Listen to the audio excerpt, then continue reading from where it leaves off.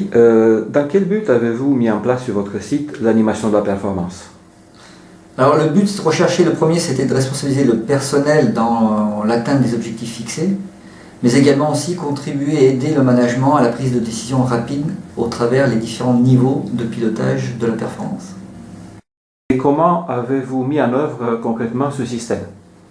Tout d'abord, on a commencé par former le management à l'animation de la performance, puis ensuite on les a aidés à définir les indicateurs en lien avec leur activité.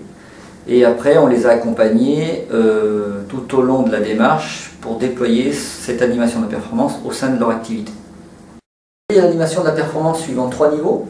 Le premier niveau, c'est au niveau de l'équipe. Donc, chaque équipe, en fin de poste, avec son agent de maîtrise, fait le point du résultat de son activité en sécurité, qualité, coût, délai et motivation. Suite à cela, nous avons le même type d'animation à la semaine avec le responsable de secteur et les services support. Pareil, dans les mêmes familles d'indicateurs, mais d'une façon plus macro, où on a le regroupement de l'ensemble des unités du secteur. Et enfin, on a aussi le troisième niveau d'animation SIM 4 en production, notamment dans notre exemple, où on a le responsable du département qui fait un point au mois avec les responsables des autres départements sur les indicateurs de performance de son département. Tu nous as parlé jusqu'à là de la production. Est-ce qu'en dehors de ça, vous avez l'intention de déployer dans les autres activités? Alors oui, tout à fait. Donc on a même commencé. Donc ce que je vous ai parlé, c'était la production. Effectivement, notre enjeu pour l'année prochaine, c'est de poursuivre le déploiement sur l'ensemble des départements du site, afin que l'ensemble des départements contribuent aux enjeux d'entreprise.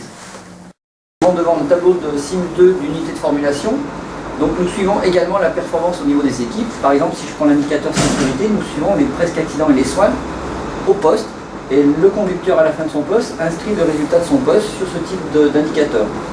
Si l'indicateur est au rouge, en fait, il prend une fiche d'amélioration et il exprime le problème rencontré, donc on a un exemple ici, le problème constaté, la cause du problème s'il la connaît et la solution que lui-même propose.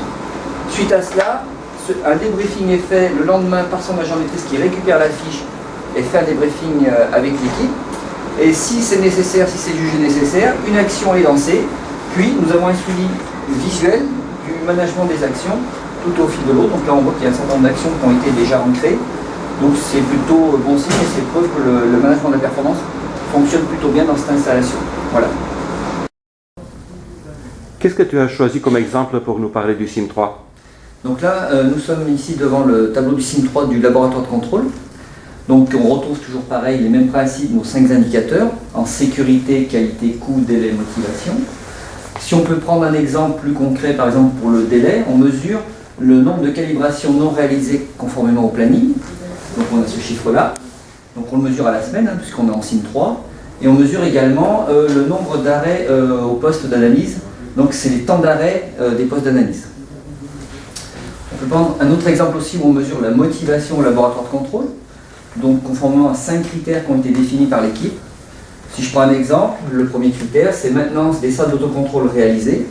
Donc voilà, ça permet aussi de maintenir son matériel et les salles de contrôle en bon état. Devant le tableau d'animation de la performance SIM 4, donc au mois, où en fait nous retrouvons également nos 5 indicateurs. Chaque indicateur peut avoir un ou plusieurs indicateurs de suivi.